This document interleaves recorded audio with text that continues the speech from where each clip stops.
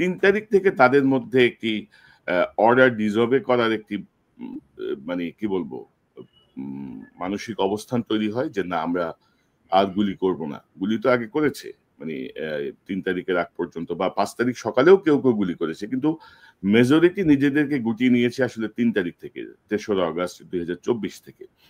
তো সেনাবাহিনীতে আপনার যে জুলাই বিপ্লবে সেনাবাহিনীর যে ভূমিকা, সেই ভূমিকা আপনি কিভাবে দেখেন? পাশাপাশি যেহেতু আর্মি চিফ ছিলেন জেনারেল ওয়াকার, ওয়াকারের ভূমিকা এবং সেনাবাহিনীর ভূমিকা মিলায় জুলাই বিপ্লবটাকে আপনি যদি একটু আপনার মতো করে একটু বলেন, আমরা একটু শুনতে চাই।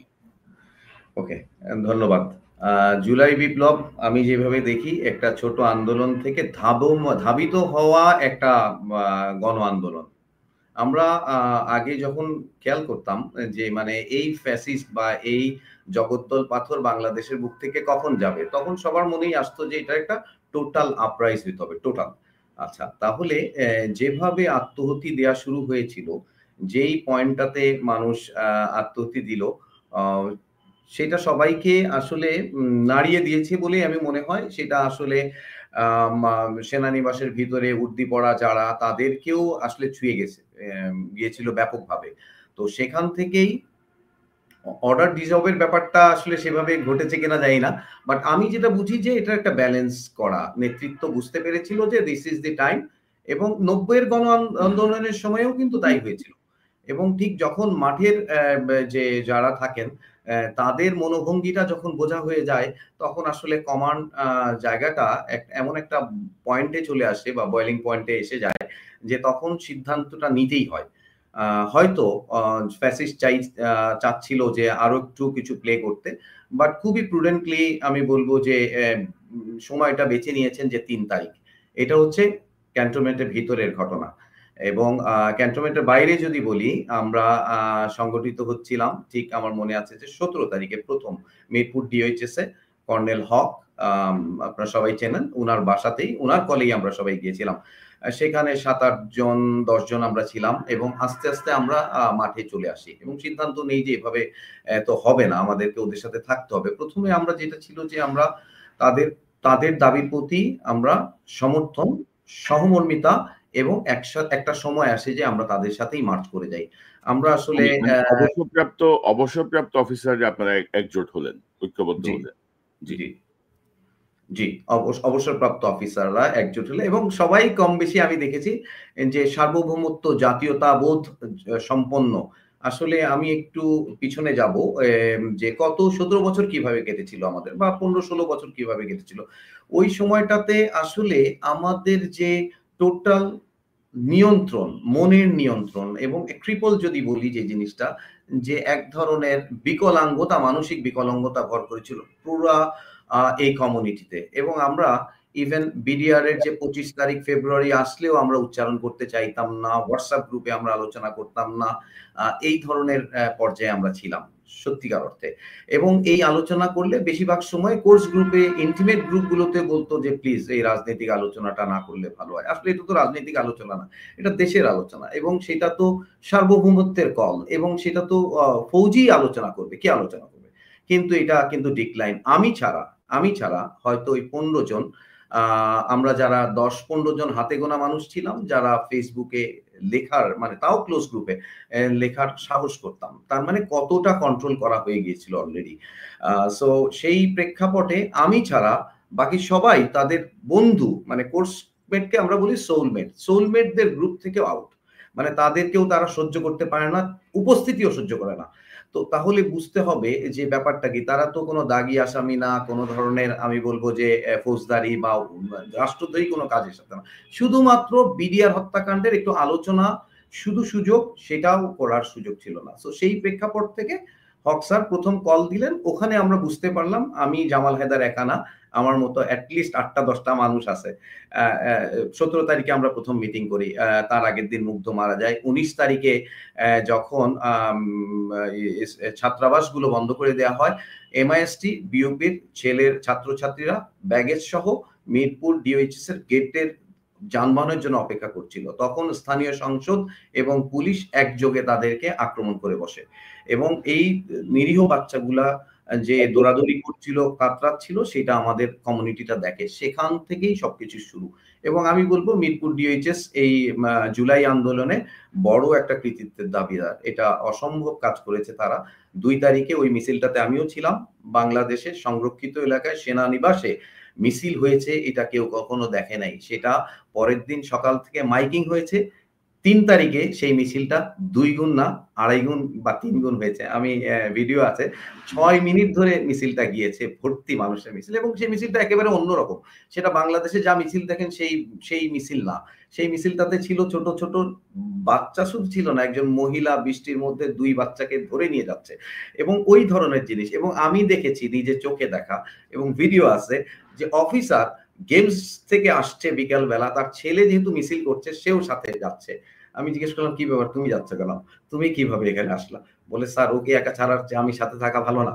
এরকম মানে আপনাকে পরিস্থিতিটা বুঝতে হবে। এবং একটা সময়ে ১ম যে অফিসারটা এই মানে একাত্ম হয়ে মিডিয়ার সামনে চলে আসে, তার নাম হচ্ছে লেফটেন্যান্ট ফিরোজ ইফতেখার। তাকে আমরা নরমালি বলি, ডাকি হুইসেল ব্লোয়ার। সে হাইকোর্টের ওখানে মার্চ ফর জাস্টিসে গিয়েছিল। আমারও যাওয়ার কথা ছিল, আমি যাই নাই। তো ও গিয়েছিল ১ম। তো আমি দেখলাম যে এটা এত অ্যাট্রাক্ট করেছে এবং ছাত্ররা এত প্রেস করেছে। পরে আমরা কিন্তু ৩ তারিখে গেলাম। হাসান নাসির স্যারের নেতৃত্বে হক স্যার ছিলেন। তারপরে হাসিন স্যার ছিলেন। ওইদিন আমরা ২০ জন গিয়েছি। এবং আমাদের এক ধরনের নেশার মতোই হয়ে গেল। মানে আসলে কি প্রাপ্তি বা সরকার পরিবর্তন হবে সেই ধরনের আমাদের মনে হচ্ছিল যে খুবই অন্যায় করছে সরকার। এবং আপনি দেখবেন যে আমার বক্তব্য ছিল যে আমি ১ম দিন থেকেই বলেছি যে না, সার্বভৌমত্বের কলটাই হচ্ছে মেইন কল, এবং এই পুরো বিপ্লবটাকে বা আপনি অভ্যুত্থানটাকে আপনি অনেকভাবে চিত্রায়িত করতে পারবেন। এবং আমি যে কলটা নিয়েছি সেটা হচ্ছে সার্বভৌমত্ব ক্ষত ছিল এবং সার্বভৌমত্ব পুনরুদ্ধার করতে হবে। এবং আমি ঐদিন দাঁড়িয়েই কিন্তু ওই কথাটাই বলেছি যে আমরা বাংলাদেশ একটা গরিব দেশ, এর সার্বভৌমত্বের ক্ষতি হয়ে যাচ্ছে এরকম একটা পরিস্থিতিতে, এটা আর মানা যায় না। সেই জন্যই আমরা আসছি। তো আমি আপনার কাছে সার্বভৌমত্ব বা পরবর্তী আপনাদের অর্জনটা নিয়ে আসবো। তো আমি একটু যদি জানি যে আপনি জুলাই পরবর্তী প্রায় ১ বছর তো হতে চললো আমাদের জুলাই বিপ্লবের। তো জুলাই বিপ্লবের এই ১ বছরে এই যে আপনার এই সার্বভৌমত্বের প্রসঙ্গটা যদি বলি, সেটা তো অনেক বিশাল আসপেক্ট। তো আমাদের মধ্যে আসলে কি পরিবর্তন, অর্থাৎ সেনাবাহিনীর এই যে অংশগ্রহণ, পরবর্তী সময়ে জেনারেল ওয়াকারের যে ভূমিকা, যেমন জেনারেল ওয়াকার তো আপনার কোম্পানি কমান্ডারও ছিলেন, আপনি যতটুকু বলছিলেন আমাকে। তো আপনার খুব ক্লোজ টাচে ছিলেন। তো জেনারেল ওয়াকারের ভূমিকাটাকে আপনি কিভাবে দেখেন? মানে আগের ভূমিকা, পরের ভূমিকা, আপনি যদি একটু যদি স্পষ্টভাবে আমাদের একটু বলেন, আমরা একটু বুঝতে সুবিধা হবে। ওকে। প্রথমত জেনারেল ওয়াকার ডেফিনিটলি একজন সৎ এবং ভালো অফিসার হিসেবেই আমি দেখেছি। কোম্পানি কমান্ডার বলতে হচ্ছে আমরা একই প্যারেড ব্যাটালিয়নে জন্ম নিয়েছি। তো আমি উনাকে চিনি। উনি ৩ বার চাকরি করেছেন। আমি ৬ বছর ওই একই ব্যাটালিয়নে ছিলাম। এবং কাকতালীয়ভাবে এক রাত মানে উনি আমার কোম্পানি কমান্ডার ছিলেন। পরে আমি অবশ্য হঠাৎ করে অন্য একটা কাজে যাই। যাই হোক, মানে উনি একজন খুবই সজ্জন মানুষ এবং একেবারে আমরা যেটা শুনেছি সেকেন্ড লেফটেন্যান্ট থেকে উনি খুবই পরহেজগার। সেটাতে কোনো সমস্যা নাই। আপনি কার্যকরণ, উনি একটা নেতৃত্বে আছেন একটা সংগঠনের, এবং উনার কয়েনের ওই পিঠটা আমি দেখতে পাই না। আমি এই পিঠ থেকে শুধু বুঝার চেষ্টা করি যে উনার কোন কাজগুলো আমার সার্বভৌমত্বের জায়গাতে এক ধরনের হচ্ছে, মানে প্রশ্নের জায়গাতে চলে আসতেছে সেগুলা। আমি চিন্তা করব যে একদিকে সেনা প্রধান, এটা একটা ইনস্টিটিউশন বলা হয়, বাট ইনস্টিটিউশন যে সেটারও ওয়েটটা যিনি ধারণ করবেন তাকেই বুঝতে হবে।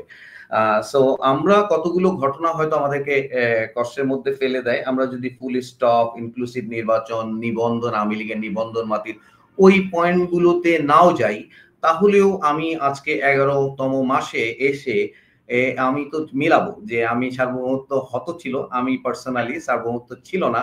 এখন সার্বভৌমত্ব কোথায় আছে? এখন ডেফিনিটলি কিছু, কিছু জিনিস দিয়ে আমি বুঝতে চেষ্টা করব। সার্বভৌমত্বটা বাংলাদেশে নষ্ট করেছিল কে? একজন ফ্যাসিস্ট, এবং তিনি একদম সেবাদাসী হিসেবে বাংলাদেশের প্রধানমন্ত্রী বা বাংলাদেশের হর্তাকর্তা হিসেবে ছিলেন না। তিনি আরেকটা দেশের সেবাদাসী হিসেবে এখানে ছিলেন, এবং তিনি খুবই কৌশলে বাংলাদেশের 6টা বড় অপরাধ করেছিলেন। সেই 6টা বড় অপরাধের মধ্যে যদি আমি বলি, গণতন্ত্র হত্যা, ভোটাধিকার হরণ, রাষ্ট্রযন্ত্র নষ্ট করা, তারপরে লুটপাট করা, গুম খুন করা, ইসলামিস্টদেরকে এক ধরনের চাপে রাখা বা ধ্বংস করা, আর হচ্ছে সার্বভৌমত্ব। এখন আমরা সবাই মাঠে নেমেছিলাম এবং সবচেয়ে ক্ষতিকর কাজটা হয়েছিল সার্বভৌমত্ব নষ্ট হয়েছিল। আমার একটা গরিব মানে আমি বলবো যে একটা মানে 20 কোটি মানুষের দেশ, তার সার্বভৌমত্বটা নষ্ট হয়েছিল। এখন এই সার্বভৌমত্বটা রক্ষা কে করেন? রক্ষা করেন হচ্ছে আমাদের সামরিক বাহিনী। এই তো কাজ। আমরা বাংলাদেশের ট্যাক্স গুলো দেই, এই মানুষগুলোকে আমরা রাখি আমাদের সার্বভৌমত্বকে গার্ড করার জন্য। এবং সেই জায়গাটাতে গত 11 মাস কি হয়েছে, সেই 11 মাসে আমি যদি বলি, সেই 11 মাসে কি তারা কোনো এক্সারসাইজ করেছেন যে কেন একটা বাহিনী দীর্ঘ 15-16 বছর ব্যক্তিকে, দলকে এবং অন্য কোনো মানে শত্রু পক্ষকে সুবিধা দিয়ে গেছে বা তাদেরকে সার্ভ করেছে বলে মনে হয়েছে পারসেপশন। সো সেটা থেকে বের হওয়ার যাওয়ার জন্য কোনো এক্সারসাইজ করেছে, কোনো ধরনের অনুশীলন কেন করেছে, এই প্রশ্নটা কি জানতে চেয়েছে? আমরা দেখি নাই। এবং এটা তো একটা রোগ ছিল, তাই না? সেই রোগটা থেকে বের হয়ে আসার কোনো চেষ্টা ছিল, সেই চেষ্টাটার নাম হচ্ছে রিফর্ম। সেই চেষ্টাটার কি কারণে, কি কৌশলে, কি জাদু বলে একটা বাহিনীকে, যেই বাহিনীটাকে রাখা হয় দেশের সার্বভৌমত্বকে প্রোটেক্ট করার জন্য, সেখানে আর একটা মানুষকে এই জেনারেল তারেক সিদ্দিকীর নেতৃত্বে মানে পুরো বাহিনীটাকে এক ধরনের ট্রিপল করে নিয়ে তারপরে শত্রু দেশের হয়ে কাজ মানে সেবা করার মতো একটা পারসেপশনে চলে গেছে। তো এই গত 11 মাসে তো সেরকম কিছু আমরা দেখি নাই, আসলে দেখার সুযোগ পাইনি। তারপরে মনে করেন যে যেই লোকগুলো একেবারে চিহ্নিতভাবে বাংলাদেশকে ধ্বংস করেছে, বাংলাদেশ সেনাবাহিনীর কালচারটাকে নষ্ট করেছে, যেমন তারেক সিদ্দিকী, তারপরে মনে করেন আমি একজনের নাম খুব ভাবে বলবো, জেনারেল ফজলে এলাহি, জেনারেল আকবর, মোল্লা ফজলে আকবর। এই ভদ্রলোক এখনো বনানী ডিওএইচএস এর প্রেসিডেন্ট। এটা একটা কলঙ্ক, এটা একটা লজ্জা। এই ভদ্রলোক 7 দিন, তার চাকরি শেষ হওয়ার 7 দিন আগে ডিজিএফআই তে যান এবং তারপরেই কিন্তু বিডিআর কিলিংটা হয়। বলা হয়ে থাকে তিনি সিঙ্গাপুরে গিয়ে জয়ের সাথে মিটিং করেছিলেন এই পুরো প্যাকেজটা করার জন্য। এবং তারটা তো খুবই, আমরা যা চাকরি, আমি তো চাকরি করি নাই, আমি শুনেছি, এন্ড দেন যারা চাকরি করেছে তারা এটা খুবই ভালো জানেন। হাসিনুর রহমান উনি পরিষ্কারভাবে বলেছেন যে উনার মাধ্যমেই উনাকে অফার দেওয়া হয়েছে যে ইয়ের জন্য কাজ করার জন্য, মানে শত্রু দেশের জন্য কাজ করার জন্য। সো এই অভিযোগগুলো আসছে, এগুলো কি অ্যাড্রেস করা হয়েছে? আচ্ছা, তারপরে মনে করেন যেগুলো একেবারে মার্কা মারা লোক, যারা এখানে হয়তো আমাদের কমিউনিটিটা ওইভাবে রাইজ আপ করে না, ভয়েস করে না, তাদের ডিগনিটিটা ওইভাবেই চিন্তা করে যে আমি একটু ভদ্রভাবে থাকি। কিন্তু সত্যিকার অর্থে যারা চাকরি করেছেন তারা কিন্তু জানে, 10 জন, 15 জন, 20 জন, 100 জনের লোকের নাম জানে, তারা একেবারে ফ্যাসিস্টের গুম খুনের সিস্টেমের সাথে জড়িত, টাকা পয়সা চুরি না। সো তাদেরকে তো বের করার কোনো কাজ আমরা দেখি নাই। তারা মানে সেই জিনিসটা হয় নাই। বরং এখন যেটা আসলো যে এখন যিনি 2009 থেকে প্রুভেন বাংলাদেশি পক্ষের লোক, সার্বভৌমত্বের পক্ষের একজন জোরদার সৈনিক, তাকে পিএনজি করা হয়েছে। কোনো দোষ তো বলেন নাই, না বললে পারে তো মানুষ ইজিলি ভুল বোঝার জায়গা আছে। দোষ যেহেতু বলেন নাই, উল্লেখ করেন নাই, উনি কি চুরি করেছেন, উনি কি বাংলাদেশের রাষ্ট্রবিরোধী কাজ করেছেন, সেটা জনগণকে জানতে হবে। যেহেতু জনগণের পারসেপশন হচ্ছে এই ভদ্রলোক জুলাই বিপ্লবের একজন অন্যতম শক্তিশালী যোদ্ধা, এই ভদ্রলোক হাসিনাকে একমাত্র লোক যিনি চোখে চোখ রেখে বলেছেন নো, বিডিআর এটা চলবে না, বিডিআর আপনি যেভাবে ইনকোয়ারি করতে যাচ্ছেন সেটা চলবে না, উনাকে তো জাতীয় পুরস্কার দেওয়া হচ্ছে। প্রবলেমটা যেটা হয়ে গেছে সেটা হচ্ছে জুলাই বিপ্লবের ওনারশিপটা কার, আর এই সরকারের ওনারশিপটা কার? সরকার তো এগুলো দেখা দরকার ছিল। এই মানুষগুলোকে তো সরকার যন্ত্রের মধ্যে রাখলেই তো আলটিমেটলি যে সার্বভৌমত্ব রক্ষার যে যন্ত্রটা, তাকে সঠিক স্টেপে নিতে পারতেন। দেন হচ্ছে নির্যাতিত, আমি বলবো না যে বঞ্চিত অফিসার একটা গল্প আছে 300-400 অফিসার, বাট নির্যাতিত অফিসার তো ছিল অনেক। নির্যাতিত মানে মনে করেন যে তাপসের যে বোমের মামলা, তো এইটা আজকে 11 মাস হয়ে গেছে, ওই অফিসার গুলোর তো জান খারাপ হয়ে গেছে। 5 জন অফিসার, ওরা হচ্ছে সবচেয়ে সাহসী অফিসার, ওরা সবগুলো 4 জনই কমান্ডো এবং এগুলো ব্রেভার্ট যাদেরকে আমরা শুনি সিনেমাতে, এই দিস 5 আর রিয়েল ব্রেভার্ট। সো তাদেরকে অত্যাচার করেছেন 16 বছর, ছাত্র জনতার রক্তে আমরা আবার সার্বভৌমত্বটা ফেরত পাইলাম। তাহলে প্রথমে ওইটা অ্যাড্রেস করা দরকার ছিল। আপনি যদি না করেন, হোয়াট মেসেজ আই গেট? আমি হয়তো কিছু বলছি না, আমি এতদিন বলিও নাই, কিন্তু মেসেজটা কি? তারপরে হচ্ছে হাসিন স্যারের গল্পটা, উনি বরখাস্ত, উনি 2 বার বীর প্রতীক, উনি বরখাস্ত, জাতির কাছে উত্তরটা কি দিবে? একটা বাহিনী উত্তরটা কি দিবে? যে উনার উত্তর দিতে হবে না, উনি বরখাস্ত না কি? উনি তো ডাইরেক্টলি সবার সামনে বলতেছেন। তাহলে আপনি উত্তরটা দেন, এটার তো একটা সমাধান হইতে হবে। তাইলে কি সরকারও এটা ওনারশিপ নাই? সরকার এই ঘটনার ওনারশিপ নিবে না? উনি একজন বীর প্রতীক 2 বার। উনি বাংলাদেশের জন্য একজন ড্রেস পরা মানুষ, তাকে গুম করা হইছে এবং এবং সেটার বিচার আপনি করেন নাই যখন, তখন তো আপনিও পচে যাচ্ছেন। এটা কেউ ধরে রাখতে পারবে না। আমি আজকে জেনারেল ওয়াকার সেনাপ্রধান হিসেবে অথবা সেনাবাহিনীকে আমি বলি চাই না বলি, ঘটনাগুলো তো এটা সেট। মেজর জাকির, তারপরে মনে করেন যে একজন অফিসার জাহিদ, মেজর জাহিদ, ওনাকে 16টা গুলি করা হয়েছে হাত করা অবস্থায়, হাত করা অবস্থায়। তাহলে এটা তো বাহিনীর একটা সংগঠনের দায়িত্ব এটা বের করা। এখন তো নাই, আপনার উপরে তো ঝান্ডাটা নাই, উনি যিনি বলবেন সেই মানুষটা নাই, তার যন্ত্র নাই। তাহলে আপনি স্বপ্নদৈনিক করছেন না কেন? আপনাকে কেন ক্লেম করতে হবে? একজনকে কেন ক্লেম করতে হবে যে আমি এরকম ছিলাম? তারপরে আমাকে বিদেশে বসে বলতে হবে কেন? বাংলাদেশে বললে সমস্যা কোথায়? বললে সমস্যা কোথায়? আমরা 2015 সালে ওয়াহিদুন নবী স্যার এবং স্যার, রেজা স্যারের নেতৃত্বে খালেদা জিয়ার ওখানে খাবার নিয়ে গেছি, just to prove that fascist Khaleda জিয়ার খাবার আটকে রাখছে এবং তাকে এইভাবে ব্যারিকেড দিয়ে রাখছে, জাস্ট টু প্রুভ দ্যাট। তো বাকি সময়টা তো আমাদের অনেক কষ্টে কাটছে, তাই না? এক ধরনের জুলুম, এক ধরনের আমরা নিগৃহীত অবস্থায় ছিলাম। বাট দেন এখন তো ফ্রি, এখন তো ফ্রি। তাইলে এই সার্বভৌমত্বের কাজটুকু কে করবে? এই তো বাহিনীকে করতে হবে। এটা এটা এটা মানে এটা এড়ানোর কিছু নাই। তারপরে মনে করেন যে প্রশিক্ষণ বা অন্য জিনিসগুলা, তারপরে এই সময়টা তো খুব ভালো হইতো হার্ডকোর অফিসার রেস করা। এখন পার্টিজান অফিসার রেস করার জন্য আমরা বসে আছি। আমরা বলতেছি আগে নির্বাচন। নো, সামরিক বাহিনীর সংস্কার হবে এমন ভাবে যেন ওরা মরে গেলেও আর কোনো পার্টিকে সার্ভ না করে। ওরা মরে গেলেও হার্ডকোর থাকে যে আমাকে কর্নেল থেকে ব্রিগেডিয়ার, মেজর জেনারেল বানানো দরকার নাই, I will be very happy to serve Bangladesh. এই ট্রেনটা আমি এই 9 মাস 11 মাসে চেয়েছিলাম এবং আমি শুরুতেই আমার মনে হয় যে প্রথম জুলাই বা আগস্ট সেপ্টেম্বরে আমি একটা টক শো করেছিলাম। তো সেইটাতে আমি বলেছিলাম, এরপর অবশ্য বন্ধ রেখেছিলাম বিকজ আমি একটা এঙ্গেজমেন্টের মধ্যে ছিলাম, ওখানে করা যাচ্ছিল না।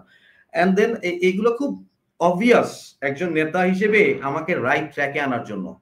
দেখেন, আমি একটা সিম্পল কথা বলবো যে ফ্যাসিস্ট যুগে 16 বছরে এই যে মনে করেন যে খুনি জিয়া, আহসান জিয়া, তো এরা তো খারাপ কাজ করেছিল। তো এটার ওনারশিপ কি এখন সেনাপ্রধান নিচ্ছেন? যদি না হয় তাকে পাড়ায় তো বের করতে হবে যে মানে কি, উনি তো কে মোটা হয়ে যাচ্ছেন। আমরা যখন ছবি দেখি যে উনি মানে খেয়ে দিয়ে মোটা হচ্ছেন, তো ইন্ট্রোগেশন কি হচ্ছে? তো এটা সরকারকেও তো দায় নিতে হবে। আমি কি আবার ফিরে যাব আগের জায়গায়? আমি কি আবার রিস্কিং হব? মানে আমি তো রাস্তায় নেমেছি, আমি এক্সপোজ। আপনি আজকেও দেখাইলেন যে আমি এক্সপোজ, তো আমি এক্সপোজ। আমি আবার ফিরে যাওয়ার বন্ধ করার জন্য যা যা করার দরকার সেটা করতে হবে। এটা আমার প্রাণের দাবি, এটা আমার প্রাণের দাবি। যত মানুষ আছে কোনো দরকার নাই, আমি বাঁচবো, আজকেই বাঁচাই আমার যথেষ্ট। কিন্তু আমার এটা প্রাণের দাবি থাকছে, আমার একটা প্রাণের দাবি থাকছে, সেনাবাহিনীর সংস্কার ছাড়া, সেনাবাহিনীর সংস্কার ছাড়া যেন কোনো ইলেকশন না হয়। ইলেকশন হলে আবার তো বাংলাদেশ আগের জায়গায় ফিরে যাবে। বিকজ পদ পদবীর মূলাটা ঝুলাইয়ে একটা লোককে দিয়ে যা ইচ্ছা করানো যায়, এইটা বন্ধ করতে হবে। That's has to B stop. আমরা সেনাবাহিনীকে খাওয়াচ্ছি। এখন বিষয়টা এরকম হয় ফ্যাসিস্ট যুগে, ওর দিকে কিছু কথা বলা যাবে না, চোখ তোলা যাবে না। He is service provider. Fuad সাহেবের মতো আমি চাকর বাকর বলতে চাই না, কিন্তু সার্ভিস প্রোভাইডার। তো কি সার্ভিস? আমার সার্বভৌমত্বটা ইনট্যাক্ট থাকবে, that has to be served. Okay. তো আমি যেটা মানে আপনার কথায় যেটা আমি মনে হচ্ছে যে কদিন আগে একটা ভিডিও দেখছিলাম ফেসবুকে সম্ভবত, যে একটা বাজ পাখিকে দীর্ঘ 5-7 বছর তারা খাঁচায় বন্দি করে রেখেছিল। 5 বছর পরে তাকে যখন খাঁচা থেকে বের করে দেওয়া হলো, সে আর উঠতে পারতেছে না, মানে সে ভুলেই গেছে কিভাবে উঠতে হয়। আমার মনে হয় যে আমাদের সেনাবাহিনীর মধ্যে এই ইফেক্টটা কাজ করছে আর কি, যে তারা এখনো, যে আমি যে স্বাধীন হয়েছি, আমি যে একটা ফ্যাসিস্ট রেজিম থেকে বের হয়ে আসছি এবং এখানে যে আমারও একটা কন্ট্রিবিউশন আছে, এই জিনিসটাই অনেকে বুঝতে পারছেন না। তো ধরেন আপনার কথা যেটা আসছে যে একটা সময় ছিল যে আপনি হোয়াটসঅ্যাপ গ্রুপেও কথা বলতে পারেন নাই, ক্লোজ গ্রুপে কথা বলতেও অনেকে আপত্তি করেছে, মেম্বারই তো রাখে নাই, মেম্বারই রাখে নাই। তো সেই জায়গাটা কি কোনো পরিবর্তন আমরা দেখছি? মানে ধরেন যে গোয়েন্দা সংস্থার মধ্যে কোনো সংস্কারের উদ্যোগ আমরা এখনো দেখি নাই। সেই গোয়েন্দা সংস্থা এখনো কিন্তু তার মতো করে আগের মতো করেই কাজ করে যাচ্ছে। হুমকি-ধামকি দিচ্ছে। নানা রকমের ক্যারেক্টার অ্যাসাসিনেশন করার জন্য তারা ব্যস্ত। ইদানিং আবার এটার সঙ্গে যুক্ত হয়েছে মিলিটারি ইন্টেলিজেন্সও কিন্তু এটার সঙ্গে এখন যোগ দিয়েছে। তারপরে জেনারেল ওয়াকারের পক্ষে কথা বলার জন্য লোক হায়ার করা হচ্ছে। জেনারেল ওয়াকারের বিপক্ষে না বলার জন্য চোখ রাঙানো হচ্ছে। তো জুলাই বিপ্লবটাকে কেন আমরা ধরেন সেনাবাহিনীর কতিপয় অফিসারের সুবিধার সুবিধার্থে বা তাদেরকে রক্ষা করার জন্য জুলাই বিপ্লবের এই যে সুফলটা কেন আমরা নিতে পারছি না সেনাবাহিনী? বা ধরেন এই যে পরবর্তী সময়ে জেনারেল ওয়াকার যে কারণেই হোক তো নেতৃত্বে ছিলেন, যেভাবেই হোক ওনার নেতৃত্বেই হাসিনা বিতাড়িত হয়েছে, এটা আমাদেরকে বলতে হবে, ইতিহাস তাই বলবে। তো উনি কেন ওনার সেই ক্রেডিটটাকে মানে ধ্বংস করে দিচ্ছেন আর কি? ইনক্লুসিভ ইলেকশনের কথা বলে, full stop, but no if but, তারপরে হচ্ছে তিনি দেশের সার্বভৌমত্ব বিপন্ন হবে, এত তারিখের মধ্যে নির্বাচন হইতে হবে, এই যে বিষয়গুলো আর কি। এবং আমরা দেখলাম যে গুম খুনের সঙ্গে যুক্ত যাদেরকে অভিযুক্ত করা হয়েছে, ইতিমধ্যে আমাদের কাছে যে খবর সবাই কিন্তু দেশের বাইরে চলে গেছে। তারপরে কর্নেল মুজিব, জেনারেল মুজিব, তিনি নাকি নজরদারির মধ্যে ছিলেন, সেখান থেকে তিনি ভ্যানিশ হয়ে গেছেন। তো এগুলা নিয়ে ভিতরেও কেউ কথা বলছে না। সরকার তো আমি জানি না সরকারের মধ্যে কি প্যারালাইসিস তৈরি হয়েছে। তারপরে নিরাপত্তা উপদেষ্টা নিয়ে দেখলাম যে আরেক কাহিনী, আরেক নাটক চলতেছে সেনাবাহিনী এবং সরকারের মধ্যে। তো সব মিলায় এই যে ব্যর্থতাগুলো, আমি যা বললাম এগুলো সব ব্যর্থতা, কি মনে করেন আপনি? ওকে, ব্যর্থতার মানে আমরা কি ইল্লাট জাতি নাকি? এটাই মনে হয় যে ইল্লাট। মানে একটা বিজয়ের পর দেখেন আমাদের বিজয়টা কিন্তু একেবারে প্যারালাল টু শ্রীলঙ্কান যে আপরাইজ হয়েছিল। জি। এবং it's a very very different একটা পার্সপেক্টিভ। আমি মানে খুব আমি গিয়েছিলাম শ্রীলঙ্কায়, কতগুলো জিনিস খুবই ভালো লাগলো। যে ওখানে কিন্তু টোটাল জিনিসটা, হয়তো তারা খুব শিক্ষিত সেজন্য হতে পারে, টোটাল জিনিসটা একেবারে খুব রাইট ডিরেকশনে চলে গেছে।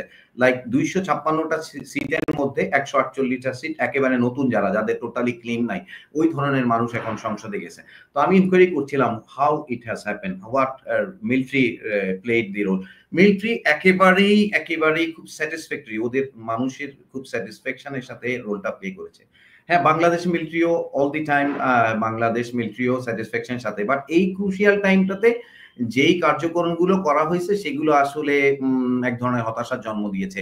এবং এটা অনেক ক্লিয়ার হয়ে গেছে যে সরকার এবং military may not be in the synchronisation, এটা বোঝা গেছে। সো এইটার ফলে আমি একটা ডায়লগ সবসময় বলছি, যেটা প্রথম দিন থেকেই বলি, যে আমাদের বিপ্লবের ঢেউটা জাহাঙ্গীর গেটে যদি এসে থেমে না যেত, তাহলে রক্তস্নাত এই আন্দোলনের সুফল বাংলাদেশের সবাই পেত। That's it. এটা হচ্ছে কোট আনকোট। কেন আমি বলি যে আমরা যখন শত্রুকে আক্রমণ করি তখন একটা জায়গার নাম হচ্ছে এফইউপি, যেখান থেকে আমরা সংগঠিত হয়ে বেয়োনেট খুলে শত্রুর বাংকারের দিকে চলে যাই, হাঁটতে থাকি, গুলি খাই, সামনে যাই, এবং একটা সময় শত্রু বাংকারের উপরে চলে যাই, শত্রু বাংকার থেকে শত্রু বের হয়ে যায়, তার সাথে বেয়োনেট ফাইট করি। এই জায়গাটার সিস্টেমটা হচ্ছে মপিং আপ। ওই সময়টাতে অনেক শত্রু অন্য জায়গায় স্থান নেয়। আমাদের এই ঘটনাটা তাই। জাহাঙ্গীর গেটে এসে বিপ্লবটা থেমে গেছিল, সোজা কথা। মানে আমরা কোনোভাবেই, দেখেন যারা বিপ্লব করেছিল আমরা 20-25 না, ওই দিন রাস্তায় অনেকেই ছিলাম। তো সেখান থেকে যদি এই মানে সরকারের সিস্টেমে মানুষ হইতো, তাইলে আর এত ঝামেলা হইতো না। কারণ তাহলে উনারা বুঝতেন যে কিভাবে মিলিটারিকে হ্যান্ডেল করা উচিত বা করা যাইতো।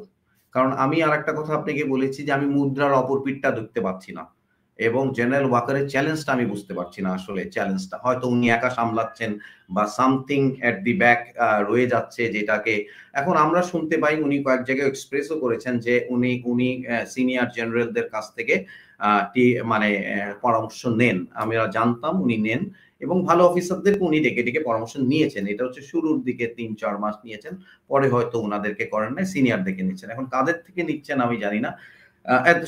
আমি এখন বাইনারিতে চলি, সার্বভৌমত্বের পক্ষের না বিপক্ষের? সিম্পল, সার্বভৌমত্বের পক্ষের হইলে হার্ডকোর অফিসার রেইজ করতে হবে, এবং এখনই দিস ইজ দি টাইম। এখন নির্বাচন হলে একটা দল ক্ষমতায় আসবে, আবার জেনারেল সাহেবরা ওনাদেরকে সার্ভ করবেন ওই স্টাইলে। আমরা এটা চাই না। আমাদের খুব গরিব দেশ, অনেক কষ্ট করে এই ট্যাক্সের টাকা এই সেনাবাহিনীকে মানে প্রতিপালন করা হয় উইথ অনলি ওয়ান যে আমি ভারতের রাহু মুক্ত থাকবো, আমি রাহু মুক্ত থাকবো, আমি এভাবে চাই না। প্রত্যেকটা বাংলাদেশি চায় বাংলাদেশে। আর একটা জিনিস আমি বলি, সার্বভৌমত্বের গল্পটা কেন বলি, দেখেন এই একটা কার্ড খেলেই আপনি মনে করেন যে 3 কোটি তো অ্যাটলিস্ট সলিড ভোট বা 4 কোটি সলিড ভোট তো মানে ফ্যাসিস্ট দলের থাকতেই পারে। কিন্তু তারা শুধুমাত্র একটা কথায় মোটিভেট হবে যে আমরা সার্বভৌমত্বের বিপক্ষে, মানে আমরা ওই জায়গাটাতেই আসি। এবং আমাদের ঐক্যটাও, সেনাপ্রধানও ঐক্যের কথা বলেছেন, অনেকেই ঐক্যের কথা বলেন, একটা জিনিস মিস করেন, সার্বভৌমত্বের পক্ষে ঐক্য হতে হবে। দেখেন আমরা যখন অঙ্ক থাকে ছোটবেলায় করতাম, সরল অঙ্ক, এটার নাম সরল অঙ্কতে একটা সিম্পল প্রিন্সিপাল হচ্ছে বডমাস, তাই না? প্রথমে ব্র্যাকেটের কাজটা করবেন, পরেরটা করবেন। দেখেন আমাদের কাজ ছিল প্রথমে ব্র্যাকেটের কাজটা করা, মানে সার্বভৌমত্বের পার্টিকে একসাথে করে ফেলা, যে আমরা ঐক্যটা হবে সার্বভৌমত্বের, নেক্সট হতে হবে সুশাসন, তারপরের জন্য যা করার করব। কিন্তু আমরা আপনি কি দেখছেন জনগণ, যে এখানে একটা টুইস্ট হয়ে যাচ্ছে। হ্যাঁ, নির্বাচন আগে হবে, পরে হবে, লোকাল গভর্নমেন্ট আগে হবে, সবাই সবার স্বার্থে চলে যাচ্ছে। সার্বভৌমত্ব এখন দেখেন আমরা আনগার্ড হয়ে যাচ্ছি, আমরা যারা আন্দোলনে ছিলাম এবং মাঠে গেছি আনগার্ড হয়ে যাচ্ছি টোটালি। সো আমি সেনাপ্রধানের বিষয়ে বলবো, উনি কয়েনের উইপিটটা আমরা জানি না, তো ওনার সাথে আসলে কয়েনের উইপিটটা শেয়ার করা উচিত। ওনার নির্ভয়ে বাংলাদেশ উনি পেয়েছেন, উনি সেইভাবেই অত্যন্ত শক্তিশালী ভাবে বাংলাদেশের এটাকে নেতৃত্ব দিলে আমার মনে হয় সবাই তুষ্ট থাকা উচিত। বিকজ মেজর হায়দার ধরেন, আমি জেনারেল ওয়াকার সাহেবকে কিন্তু বেশ কয়েক দফা ওনার অনেক ঘনিষ্ঠ সূত্রে আমার সাথে একটু কথা বলার আমন্ত্রণ জানিয়েছিলাম ইন্টারভিউটা। কারণ আমরা চেয়েছিলাম যে কোনো কারণেই হোক, আমি চেয়েছিলাম যে কোনো কারণেই হোক, মানে উনি যেহেতু হাসিনার পতনের একটা মূল কি পয়েন্টে অবস্থান করছিলেন, আমরা তার বিষয়টাকে আসলে আরো আপহোল্ড করতে চাচ্ছিলাম। এবং আমরা বলতে চাচ্ছিলাম যে আপনার আশেপাশে যারা আপনাকে কুমন্ত্রণা দিচ্ছে, যারা আপনাকে ইনক্লুসিভ ইলেকশনের কথা বলছে, যারা পুনরায় আওয়ামী লীগকে ফিরিয়ে আনার কথা বলছে, সেই জায়গাগুলো থেকে আপনি আপনার জায়গাটা রাখেন। কারণ আপনি কি মনে করেন যে ওয়াকার সাহেব যদি ইনক্লুসিভ ইলেকশনের নামে আওয়ামী লীগকে পুনর্বাসন করে, ওয়াকার সাহেবের গলা থেকে ফাঁসির রশি ছড়বে? এটাকে আপনি মনে করেন? আচ্ছা, এখন আমি বলি যে আপনি দেখবেন যে আওয়ামী লীগ আসলে একটা ধর্ম, অনেকে বলে হ্যাঁ ওরা সার্বভৌমত্ব বিরোধী শক্তি। আপনি এখানে যে আছে, টরেন্টোতে যে আছে, ক্যালগেরিতে যে আছে, সে একটা জিনিসে বিশ্বাসী, খুব পরিষ্কার ভাবে বিশ্বাসী, সেটা হচ্ছে সেনা প্রধানই দায়ী ওনাদের পতনের জন্য। এটা কিন্তু উনি খুব স্পেসিফিকলি বলে। তাহলে আমি জানি না আসলে ওদের বিশ্বাস উনি পারতেন ঠেকাইতে, উনি করেন নাই। মানে আলটিমেটলি উনাকে কিন্তু অভিযোগ উনারা করতেছেন। বাট আমরা মনে করি যে এখন মানে উনার কাছে টোটাল বল, উনি চাইলেই এটাকে সংগঠিত করতেই পারেন। এবং যারা একেবারে জড়িত তাদেরকে, এরকম না যে কেউ অভিযোগ দিলে ওনাকে ধরতে হবে, উনি তো বাহিনীর মধ্যেই ছিলেন এবং উনি জানেন যে মানে কে কোথায় কি ইনভলভ। তাদেরকে অবশ্যই চোখের দেখায় তো পানিশ সিস্টেমটা আনতে হবে, কিছু তো করার নাই। এটা না করলে আসলে আত্মবিশ্বাসটা আসবে না আমাদের। তো আমাদের ধরেন যে হাসিনার যে গুম খুনের যে সংস্কৃতি, সেই গুম খুনের জায়গায় আমরা দেখছি যে র্যাব, পুলিশ, ডিজিএফআই, তারপরে আপনার ধরেন সিটিটিবি, সিটির কাউন্টার ইন্টেলিজেন্স ব্যুরো যেটা ডিজিএফআই, এগুলো সব ইনভলভ। এবং ঘুরে ফিরে সকল কিছুর কি পয়েন্টে কিন্তু আপনি কিছু সেনা কর্মকর্তাকে পাবেন, এবং সেই নাম্বারটা ধরেন খুব বেশিও না, কিন্তু ধরেন 10 থেকে 15 জন, 10 থেকে 15 জন যাদেরকে আপনার ধরেন বছরের পর বছর ঢাকায় রাখা হয়েছে, প্রমোশন দিয়ে রাখা হয়েছে, ক্ষমতায়িত করা হয়েছে। তো এই গুম খুনের বিচারে বাধাটা কোথায়? মানে ধরেন আপনার সেনাবাহিনীর মতো একটা গৌরবোজ্জ্বল যে সেনাবাহিনী আমাদের, সেই সেনাবাহিনীর ভূমিকাকে যারা ম্লান করলো, এই 15-20 জন ধরেন, তাদের বিচারের বাধাটা কোথায়? কেন এই গত 11 মাসে প্রায় 1 বছরে এই জায়গাতে আমরা দেখছি যে কিছু অংশ আমাদের মানে বিডিআর এর অফিসারদেরকে যখন হত্যা করা হয়েছে, তখন কিন্তু তারা এই মানে ব্রাদার ইন আর্মস এর এই ফিলিংসটা তারা ফিল করে নাই। এখন এই খুনিদেরকে বাঁচানোর জন্য, হাসিনার সহযোগী দুর্বৃত্তদের বাঁচানোর জন্য তারা কিন্তু এখন একই ইউনিফর্মের বাহিনী, আমরা ব্রাদার ইন আর্মস, আমরা এই জায়গাটা আপনি কিভাবে বিশ্লেষণ করবেন বা আপনার পর্যবেক্ষণ কি? এটা একটা উইজডমের ব্যাপার। ওই যে বললাম যে এত মানুষ আত্মহতি দিল, এটা তো একটা সুযোগ। তাই না? আর দেখেন আমি একটা ফিলোসফিতে বিশ্বাস করতাম। বাংলাদেশের যত ক্ষতি হোক যত রকমের, বেনিফিশিয়ারি হচ্ছে একজন। বন্ধু প্রতিম রাষ্ট্র। তিনি হচ্ছে বেনিফিশিয়ারি। যাই হোক, যেভাবেই হোক। তাহলে এই যে একটা অভাবনীয় একটা আপরাইজ হলো এবং সেটাতে আমরা টোটালি সার্বভৌম হয়ে গেলাম। এখন আসলে ডিরেকশনটা সঠিক হওয়া উচিত ছিল। কি কারণে, কি ফাঁকিতে পড়ে আমরা নড়তে পারছি না, কেন কাইন্ড অফ প্যারালাইসিস মুডে আছি। দেখেন মূর্তিগুলা সরাতে সময় লাগছে। নাম চেঞ্জ করতে সময় লাগছে। কখন হইছে? বদনামটা আসছে না? ৩২ নম্বর ভাঙার পরে আপনি টুকটুক করে নামটা চেঞ্জ করলেন। কেন আগে করা যেত না? কার দায় ছিল? এইজন্য মানুষ কিন্তু একটা ট্যাগও দিচ্ছে যে আপা আসবেই, জেনারেলদের কারণে হচ্ছে না। আপা আসবেই। তারা বিশ্বাস করে বসে আছে হয়তো আপার। ওই যে আওয়ামী লীগেরা বিশ্বাস করে বসে আছে যে এই আর্মি পারতো তাদেরকে মানে বাঁচাইতে। আর্মির কারণেই তাদের পতন হইছে। সেইম ইনারা এটা এটা এটা একটা ধাঁধার মধ্যে পড়ে গেছে মনে হয়। তো এটাই আমার সিম্পল মানে ইয়ে যে এটা উইজডম ছাড়া আর কিছু না। দেখেন ডিজিএফআই তো আগুনের কাজটাও করছে। ইন এ স্পেসিফিক ওই অফিসারটার নামও সবাই জানে। উনাকে ডাকে ওই নামে। আগুন অমুক। ঠিক আছে? এটা তো জানে সবাই। তাইলে যে লোকটা ওই কাজ করেছে তার বস সে হয়তো চলে গেছে। বাট তার সমসাময়িক যারা ওই অকাজগুলো করতো তারা কিন্তু প্যাক্ট। কারণ তাদের বাঁচতে হবে। তাদের বাঁচতে হবে। তো তারাই হয়তো কোনোভাবে মেকানিজম করছে এবং তাদের আবার ইন্ডিয়ার সাথে বাংলাদেশি জেনারেল মেসেজ চালাচালি করেছে। এটা ধরা পড়ছেন। তো তাকে তো সাথে সাথেই ধরা দরকার ছিল। তা আপনি ধরেন নাই, ছেড়ে দিছেন, শুধু পোস্টিং করে দিছেন। সেটাতে কি বাকিরা কনভিন্সড হবে? এটা তো হওয়ার সুযোগ নাই। আপনি আমাকে কতক্ষণ আটকে রাখবেন? আপনি আমাকে কতক্ষণ দমটা বন্ধ করে রাখবেন? আছেই তো একটা দম। গেলে তো আমরা তো ওইভাবে আমরা তো জিয়া যখন অনেক পরাক্রমশালী ১,০০,০০০ সৈনিকের বিরুদ্ধে রিভল্ট করলো। তাইলে আমি তো ওই স্পিরিটটা পেয়ে গেছি সামহাউ। সো ওই স্পিরিটটা তো আমি নিবো। আর এখন দেখেন কি করেছে, আপনাকে বললে হয়তো অবাক হবেন, একটা জিনিস মিস করে গেছি।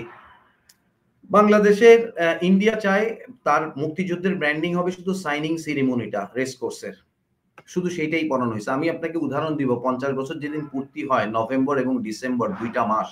২ টা মাস এবং জাহাঙ্গীর গেট থেকে সিগন্যাল গেট পর্যন্ত এখানে ২০০ বড়, বড় ফেস্টুন লাগানো ছিল, ব্যানার ফেস্টুন লাগানো ছিল এবং ওখানে ২০ টা এই একই ছবি দেয়া ছিল। বিকজ তারা ওইভাবেই বিশ্বাস করাইতে চাচ্ছে।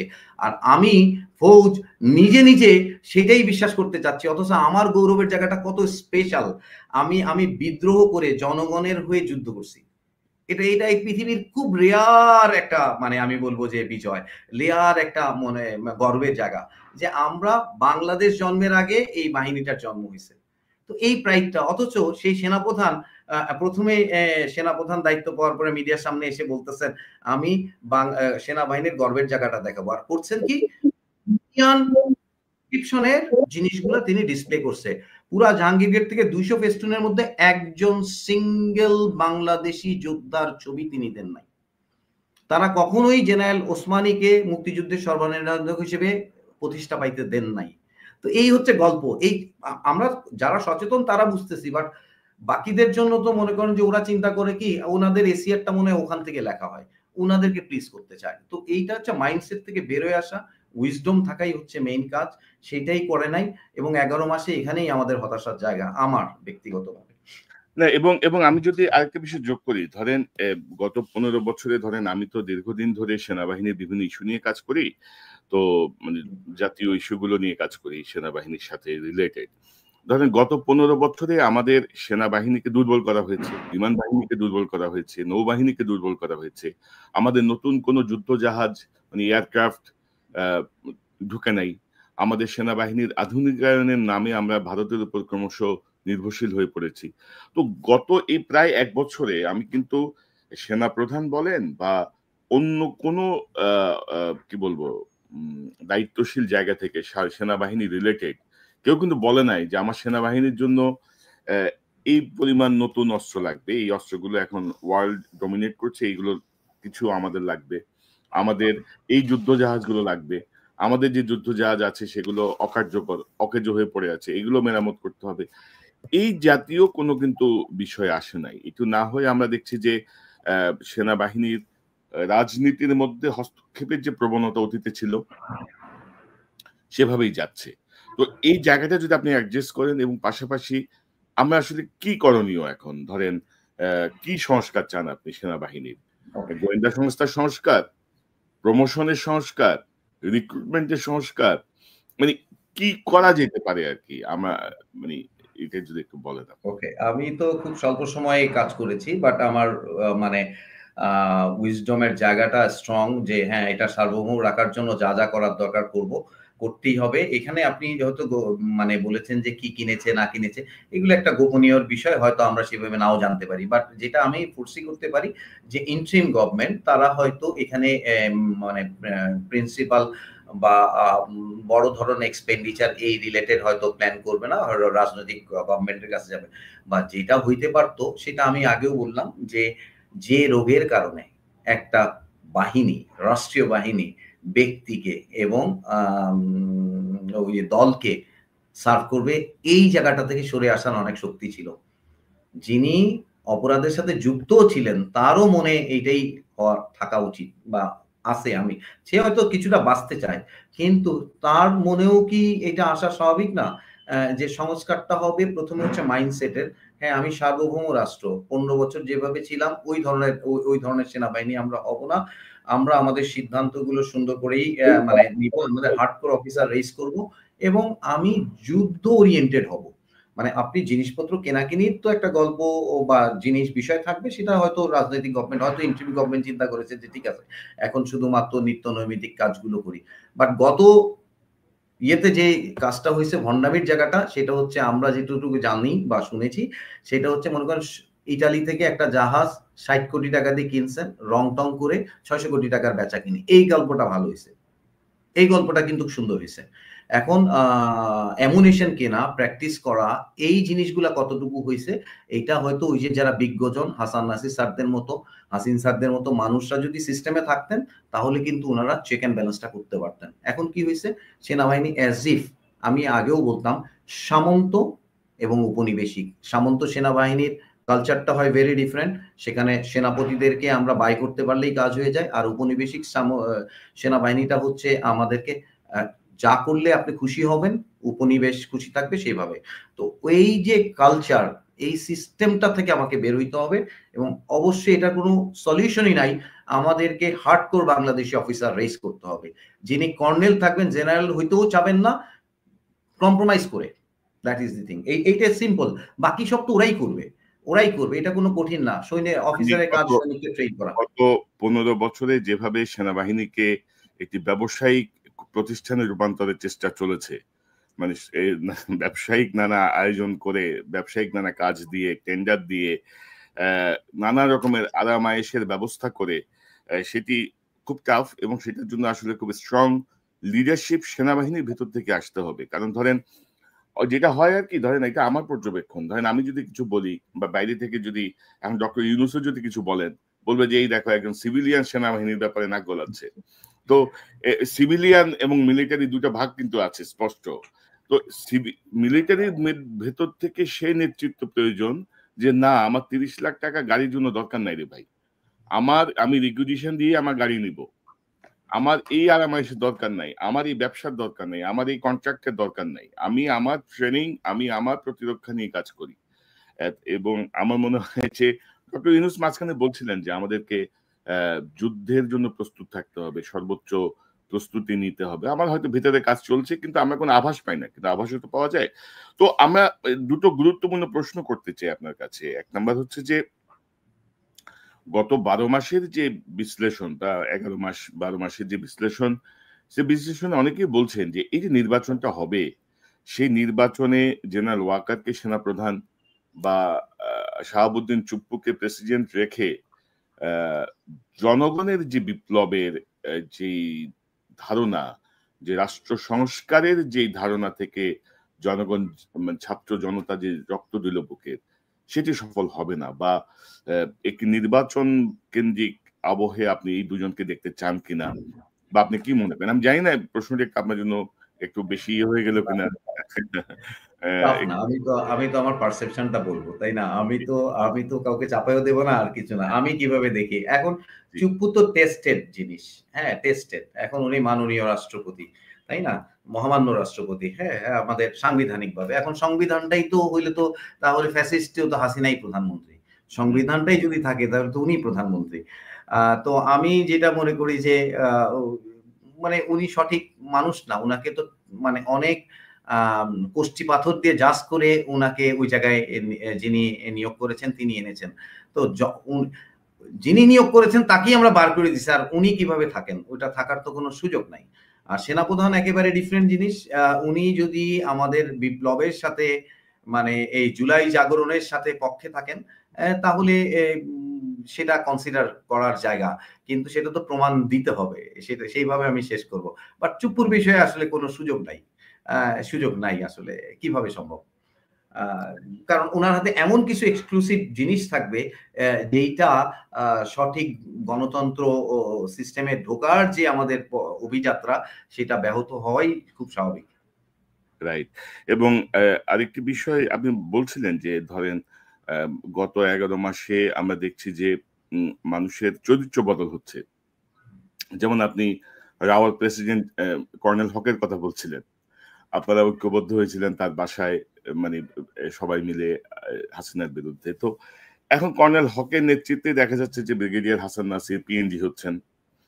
এখন তার ভূমিকা হচ্ছে ধরেন অনেকটা তোষণের ভূমিকায়, যেটা ওনার আগেও ছিল। উনি কিন্তু খুব ফ্ল্যাকচুয়েট করেন। একবার তোষণ করেন, আবার বের হয়ে আসেন, আবার তোষণে ঢোকেন। অর্থাৎ নতুন রাজা আসলেই ওনার মানে ক্যারেক্টারের কিছু পরিবর্তন ঘটে। একটু কিছু বলবেন যে বাওয়া ধরেন অবসরপ্রাপ্ত অফিসার, আপনারা যার নেতৃত্বে একটি শেল্টারে থাকার কথা, মানে যিনি আপনাদের পক্ষে বার্গেনিং এজেন্ট, যিনি আপনাদের পক্ষে ভূমিকা রাখার কথা, তার যদি এই অবস্থা হয় কি দাঁড়াবে? আপনার এখানে ভালোবাসা আছে দেখছি কর্নেল হকের প্রতি। আচ্ছা, থ্যাংক ইউ। আসলে উনি একটা লিড রোল। আমি বলবো যে জুলাই আন্দোলনে আমাদের অবসরপ্রাপ্তদের ইভেন ৩ তারিখেও হাসান নাসির স্যারও যেই বেদিতে ছিলেন, উনিও সেই বেদিতেই ছিলেন। আমরা একসাথেই ছিলাম। ওই ইয়েতে শহীদ মিনারের বেদিতে। ৩:৩০ ২:৩০ থেকে নিয়ে একটা লম্বা সময় আমরা ছিলাম। এবং যমুনা টিভিতে অবশ্য হাসান নাসির স্যারের বক্তব্যটা আসছে। স্যার আবার অনেক কথা বলতেছিলেন, যার কারণে ওটা মিস করে গেছেন। স্যারকে আমরা খুবই স্ট্রংলি উনাকে সাপোর্ট করেছি। হ্যাঁ, আমরা সাপোর্ট করেছি। বাট সামহাউ উনার বাকি মানুষদের পারসেপশন হয়তো মিট করছেন না। তো সফট কর্নার না, আমি একটু বিব্রত হই বিকজ আমি খুবই স্ট্রংলি উনার ক্যাম্পেইনটা করেছিলাম। ডিজিটালটা আমি করেছিলাম। এবং আমরা তখন বলতাম যে হার্ডকোর বাংলাদেশী। তো হার্ডকোর ডেফিনিটলি উনার যে ভয়েস আমরা দেখতে পাই সেখানে হার্ডকোর বাংলাদেশী। বাকিটা মানুষের পারসেপশনের সাথে সামহাউ মিট করছে না, সেটা আমি বুঝতে পারি। তো এতটুকুই বলা যায় আসলে। এবং আমরা যদি আপনার কাছে, আপনি একটা গুরুত্বপূর্ণ বক্তব্য আপনি এসেছে আপনার কথায়। আপনি বলতে যাচ্ছিলেন যে জাহাঙ্গীর গেটে এসে যদি বিপ্লব থেমে না যেত, তাহলে হয়তো আমরা এই সুফল আরো বেশি পেতাম বা এই মুহূর্তে পেতাম। তো ধরেন নতুন যারা বিপ্লবী ছাত্র জনতা বা বিশেষ করে যারা নেতৃত্বে আছেন, তাদেরকে নিয়ে এখন অনেক ধরনের অভিযোগ আসছে, নানা রকমের ভুল তারা করছে, নানা রকমের বিভ্রান্তির মধ্যে দিয়ে তারা যাচ্ছেন। এগুলো সব ঠিক আছে। তো এখন আমাদের আসলে করণীয় কি? মানে সেনাবাহিনীর চোখ রাঙানো তো আমরা বহু বছর দেখলাম না? ১৫-১৬ বছর। আমি বলব 111 এর পর থেকে সেনাবাহিনীর যে ক্ষতিটা হয়েছে আরকি, ক্রমাগত সেনাবাহিনীকে যেভাবে বিপর্যয়ের দিকে নিতে একদম এখন শেষ সীমানায় দাঁড়িয়ে আছে। সেখান থেকে ফিরে আসার জন্য কি করণীয়? আ গোয়েন্দা সংস্থাগুলোর সংস্কার খুব জরুরি, বা গোয়েন্দা সংস্থার কাজের আ বিষয়গুলো নির্ধারণ খুব জরুরি। তো সব মিলিয়ে এই মুহূর্তে আসলে করণীয় কি? আমরা তো আসলে এত ছাত্র জনতার যে বুকের রক্ত, এটাকে আমরা ব্যর্থ হতে দিব না। প্রয়োজনে আমরা আবারও মাঠে নামবো। প্রয়োজনে আমরা আবারও কিন্তু সংঘবদ্ধ হব। তো সেই জায়গাতে আপনার সর্বশেষ পরামর্শ, পর্যবেক্ষণ যদি একটু দেন। ওকে। আমরা তো একটা যেভাবে জুটে গিয়েছিলাম এই আন্দোলনের সাথে, সেটা তো ধাবমান একটা আন্দোলন। তখন কিন্তু আকাঙ্ক্ষা শুধু ছিল যে এই ফ্যাসিস্টের পতন। আমরা ৩ তারিখে যখন আমি শাহবাগে পৌঁছাই, হাঁটতে ফিরে আসি শহীদ মিনার থেকে, তখন আমরা শুনতে পাই যে ৯ দফা ১ দফা হয়ে গেছে। তো আমাদের তো প্রত্যাশা পূরণ হয়ে গেছে যেদিন উনি পালিয়ে গেছেন। আমরা আ গণভবনে পৌঁছে গেছি। সেদিনই কিন্তু প্রত্যাশা পূরণ হইছে। কিন্তু তাতে কি আমাদের জীবন চলবে? আমাদের তো জীবন চলবে না। আমরা একটা একটা আমি বলব যে ট্রেন্ড আওয়ামী লীগ একটা কালচারের মানুষদেরকে উল্টা দিকে রেখে দিছি। তাদের কাছে কি আছে? টাকা আছে। প্রচুর টাকা আছে। অনেক, অনেক অস্ত্রও আছে। আমি যদি বুঝতে পারি, ক্ষমতাটা এখনো কিন্তু আছে। আচ্ছা, এইটা পুরো একটা ডিনামিক্সে নিয়ে আসতে হবে। আমার প্রবলেমটা কোথায়? এটা এক্সারসাইজ হওয়া উচিত। আমি এটা নিয়েই কাজ করি, এই স্ট্র্যাটেজি ম্যানেজমেন্টটাই করি। তো ১ম জিনিসটা হচ্ছে এই ডিনামিক্সটাতে কোথায়, কোথায় কার্টেল হতে পারে। এখন বিএনপির একটা ইন্টারেস্ট পার্ট আছে। এনসিপির একটা আকাঙ্ক্ষার পার্ট আছে। Same as Jamaat and all. কিন্তু আমরা এখন যদি নিজেদের মধ্যে অনৈক্য, সার্বভৌমত্বের জায়গায় যদি সবাই একসাথে না থাকি, তাহলে আওয়ামী লীগ ইনফিল্ট্রেট ইমিডিয়েটলি করে ফেলবে। আপনি আপনি আপনি দেখা যাবে বিএনপি ক্ষমতায় গেলেও জামাত আবার আওয়ামী লীগের সাথে যে আন্দোলন করবে না, তার তো গ্যারান্টি কেউ দিচ্ছে না। আচ্ছা, আপনি যেটা বলেছেন যে ভালো অবস্থায় যাওয়ার, এখন এটা তো মিলিয়ন ডলার কোশ্চেন। আমি আমার পক্ষ থেকে যেটা বলতে পারি যে প্রত্যেকটা, আমি আমার বাস্তব জীবনে প্রফেশনাল জায়গাতে যেটা করি সেটা হচ্ছে একটা সিচুয়েশন বা প্রবলেমের একটা ডিনামিক্স হয়। এটা কাগজেও নিতে পারেন, বোর্ডে নিতে পারেন, এন্ড ওখান থেকে ম্যাট্রিক্স বের করতে হয়। একটা ম্যাট্রিক্স ক্রিয়েট করে সাস্টেনেবল একটা সলিউশন, মানে টেকসই, যেটা টিকবে। আমি বলি বিএনপি ক্ষমতায় গেল, আপনি খালি চিন্তা করেন যে কোন জেনারেলদেরকে নিয়ে গেল যারা আগের রিজিমকে সার্ভ করেছে। এখন তারা ভিতরে ভিতরে এখন ওগুলো যদি মাইনাস না হয়ে বিএনপি ক্ষমতায় যায়, আবার বিএনপি তার চাঁদাবাজদের কন্ট্রোল না করতে পারে, তাহলে আবার তো ক্লিন হার্ট অপারেশনের মতো হয়ে যাবে। হবে কিনা? ক্লিন হার্ট কিন্তু বিএনপি কে অনেক ঢুকাইছে। ১.৫ বছরের মাথায় ক্লিন হার্ট করতে হয়েছিল। তো এই পুরো বাস্তবতাটাকে বুঝা দরকার। এই জন্যই আমি বলছিলাম যে বডমাস থিওরির মতো প্রথমে সার্বভৌমত্ব, পরে সুশাসন। সুশাসনে যেতে হবে। সার্বভৌমত্বের সব পার্টি একসাথে হব। আওয়ামী লীগ যারা সার্বভৌমত্ব বিরোধী শক্তি, তাদেরকে একেবারে জায়গায়, রাস্তায় ঘাটে, ফেসবুকে সব জায়গায় ধরতে হবে। ধরে ওগুলোকে সাইজ করতে হবে। এবং তখন আওয়ামী লীগের যে সমর্থক, তারা বলবে যে না, আমরা সার্বভৌমত্ব বিরোধী হয়ে বাঁচতে চাই না। তোমার নেতারা খেয়েছো, তোমরা থাকো। আমি বাংলাদেশকে ভালোবাসি, আমি সার্বভৌমত্বের পক্ষে জয়েন করবো। যে কোনো ফরম্যাটে হি উইল স্টার্ট আপ। এর মাঝখানে আমার সুশাসনের জায়গাটাতে পৌঁছাইতে হবে। সুশাসনের জন্য এখন পিআর হবে না কি হবে সেটা আমরা নিজেরাই তো আস্তে আস্তে, এখন আগে এই জিনিসটা মাথায়ও তো আসে নাই। দেখেন, আমরা তো ৫০ বছর ৫৩ বছর বাংলাদেশ ছিল, এই জিনিসটাই মাথায় আসে নাই। এখন এত আলোচনা হচ্ছে কেন? প্রিডমিনেন্টলি বিএনপি অনেক সিট পাওয়ার চিন্তা করছে ওই আগের পদ্ধতিতে। তখন এরাও চিন্তা করছে যে আমরাও কিছু পাই। তো এই যে জিনিসগুলা সুশাসনের জন্য যা দরকার, সেটা তো ইন্টেলিজেন্ট সলিউশন আসতে হবে, বুদ্ধিবৃত্তিক। দেখেন, ছাত্রদের কথা বললেন, আমি বাংলাদেশের কৃষকদের জন্য একটা টেকসই পদ্ধতি বের করেছি, যেটার মাধ্যমে বাংলাদেশে ৫,০০০ কোটি টাকার ফসল বাড়বে। কি হয়েছে? বাংলাদেশের কৃষকরা ব্যাপকভাবে প্রতারিত হয় নকল, ভেজাল, কীটনাশক, সার, বীজে। তো এইটার বুদ্ধিটা আমি বের করছি, এবং গত ৮ মাস ধরে আমি ছাত্রদের কাছে গেছি, প্রেজেন্টেশন দিয়েছি। বাবা, তোমরা কিন্তু কিছু দাও নাই এ পর্যন্ত বাংলাদেশের সবাইকে। আমি একটা সলিউশন ক্রিয়েট করেছি, আমি আমার এই সফলতাটা তোমাদের সাথে শেয়ার করতে চাই। ইন্টারেস্ট নাই, তারা বিজনেসম্যানদের সাথে কথা বলতে মোর ইন্টারেস্টেড। সেম রাষ্ট্রযন্ত্রেও আমি গিয়েছি, এমন কোন মানুষের কাছে যাইনি। সো আমি দেখলাম যে এই বাংলাদেশ আসলে একটা ডিফিকাল্ট একটা কালচারের মধ্যে আছে। এখান থেকে বুদ্ধিবৃত্তিক মানুষের নেতৃত্বটা এখন সবার আগে দরকার, এবং নির্মোহ মানুষ। আপনি সবাই কেউ না কেউ পার্টিজান। আপনি যদি মনে করেন যে আমরা আরো ৩ বছর ওয়েট করতে, এই নির্বাচন তো আমরা কবুল করেছিলাম, সেই নির্বাচন যতদিন মেয়াদ আছে সেই পর্যন্ত আমরা ওয়ার্কআউট তো করতে পারি। করলে তো বাংলাদেশের ভালো হইলে আমরা করতে চাই বা করা উচিত বলে আমি মনে করি। এবং বুদ্ধিবৃত্তিক মানুষকে নিবে, যারা উপদেষ্টা হয়েছেন, তারা কি এই বিপ্লবকে ওন করে? কেউ বিপ্লবকে ওন করে? তাদের কি কোনো কন্ট্রিবিউশন আছে? তাদের কি কোনো প্রবলেম হবে? মানে বিপ্লবটা যদি উল্টায় যায়, তাহলে তাদের তো কোনো প্রবলেম হবে না। প্রবলেম হবে কাদের? যারা আমরা রাস্তায় ছিলাম, যারা এক্সপোজ, তাদের তো ক্ষতি হবে।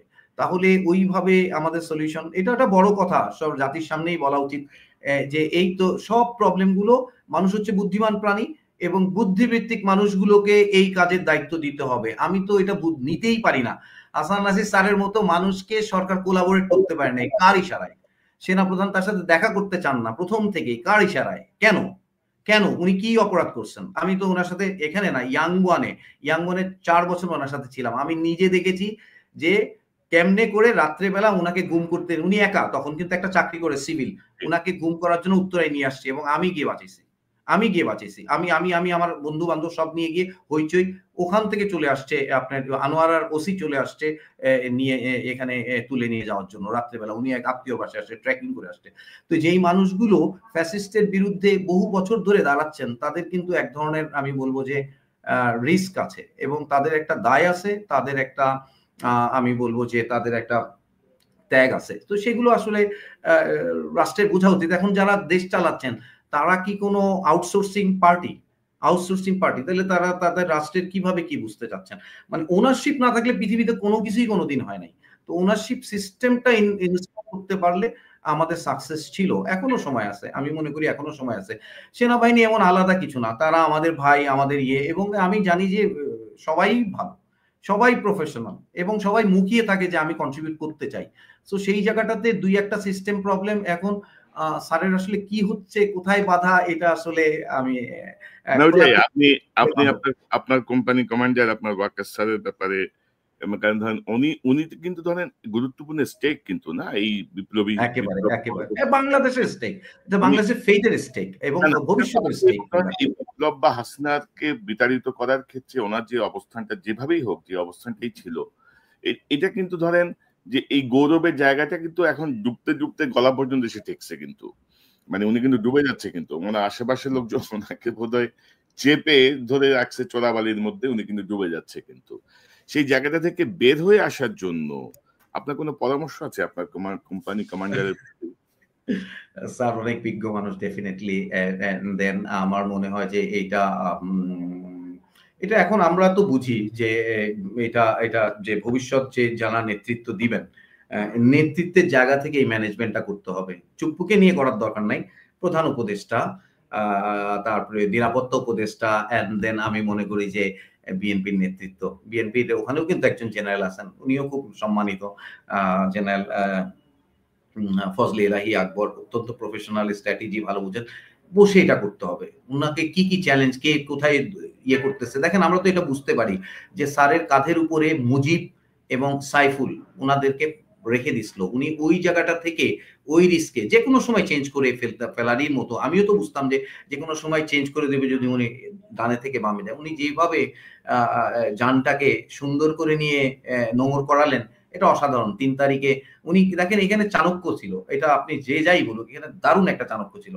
উনি কিন্তু 1 to 1 করেছেন। মানে উনি যে ডেলিভারিতে দিয়েছেন এটাকে বলে কমান্ড মানে লিডারশিপ ডাইরেক্ট এক্সার্ট করেছেন 1 to 1। উনি কিন্তু জিওসি দেরকে বলেন নাই। উনি ব্রিগেড কমান্ডারদেরকে বলেন নাই। একেবারে সবাইকে নিয়ে আসছেন। সো ওখানে ওখানে ওখানে বিশাল একটা আমি বলব ডাইনামিজম ছিল। এটা আমাকে মানতে হবে। বাট পরে কি হচ্ছে আমিও সবসময় বলছি মুদ্রার ওই পিঠটা দেখতে পাচ্ছি না। সেই জায়গাটাতে আমার আসলে গ্যাপ থেকে যাচ্ছে। ওইটাই এখন ধরেন মুদ্রার রূপীটা আমরা এখন না দেখলেও কদিন পরেও নিশ্চয়ই দেখতে পাবো অর্থাৎ কোনো কিছু তো চাপা থাকে না কোনো কিছু গোপন জি, থাকে না আর বর্তমান দুনিয়া থেকে অসম্ভব। তো মেজর মোহাম্মদ জামাল হায়দার আপনাকে অসংখ্য ধন্যবাদ আপনার মূল্যবান অংশগ্রহণের জন্য। আপনি থ্যাংক ইউ সো সাহসী মাচ। ভূমিকা রেখে চলেছেন, ইনশাল্লাহ আপনি সেটি রেখে যাবেন। সেনাবাহিনীর সদস্য যারা, কর্মকর্তা যারা, সৈনিক যারা সেনাবাহিনীর ভেতরে থাকলেও তাদের যে ভূমিকা, বাইরে থাকলেও তাদের সেই একই ভূমিকা। দেশের জন্য জি, কাজ করা এবং দেশপ্রেমটাই মূল জায়গাটা। নিশ্চয়ই আপনি আপনার ধারা অব্যাহত রাখবেন এবং আমার নিকট ভবিষ্যতে আপনার কাছ থেকে আরো বিশ্লেষণ শুনবো, আরো পর্যবেক্ষণ আমরা জানতে পারবো। আপনাকে অসংখ্য ধন্যবাদ। অনেক ধন্যবাদ কনক ভাই। আর দর্শকদেরকে অনেক ধন্যবাদ। অনেক রাত তারপরেও শুনছেন সবাই। আসসালামু আলাইকুম। ওয়ালাইকুম আসসালাম। দর্শক এতক্ষণ যারা এই অনুষ্ঠান শুনলে নিশ্চয়ই আপনি আলোচনা মর্মার্থ উপলব্ধি করতে সক্ষম হবেন। আহ মেজর হায়দার তিনি গুরুত্বপূর্ণ বিশ্লেষণ করেছেন। তিনি অনেকদিন থেকেই আসলে রাষ্ট্র সংস্কারের জন্য কাজ করছেন, সার্বভৌমত্বের পক্ষে কাজ করছেন। তার পর্যবেক্ষণগুলো যারা বিভিন্ন দায়িত্বশীল জায়গায় আছেন তারা যদি গ্রহণ করেন তাহলে সেটি আমাদের জন্য সার্বিক মঙ্গল ডেকে আনবে। এবং যে দুটো বিষয় এই আলোচনায় উঠে এসেছে একটি হচ্ছে ধরেন দীর্ঘদিন উঠতে না পারা সেই বাজ পাখির মতো সেনাবাহিনীর যারা আছেন তারা যদি বর্তমান মুক্ত পরিবেশেও যদি উঠতে না পারেন তারা যদি সেই খাঁচার দিকে আবারও ফিরে ফিরে তাকান